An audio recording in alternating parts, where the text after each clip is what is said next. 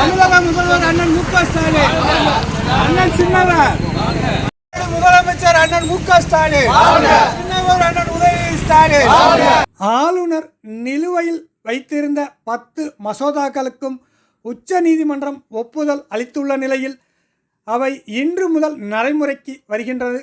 மேலும் பல்கலைக்கழக துணைவேந்தர் பதவியிலிருந்தும் ஆளுநர் விடுவிக்கப்பட்ட நிலையில் அதனை கொண்டாடும் விதமாகவும் உச்ச நீதிமன்ற தீர்ப்பை வலியுறுத்தியும் புதுக்கோட்டை நீதிமன்றம் வளாகம் முன்பு அரசு வழக்கறிஞர் பூங்குடி சிவா தலைமையில் மூத்த வழக்கறிஞர்கள் திருஞான சம்பந்தம், வீரையா முன்னிலை வகித்தும் அரசு வழக்கறிஞர்கள், திமுக வழக்கறிஞர்கள் கலந்து கொண்டு பட்டாசுகள் வெடித்தும் பொதுமக்களுக்கு இனிப்புகள் வழங்கியும் தங்களது மகிழ்ச்சியை வெளிப்படுத்தினர்.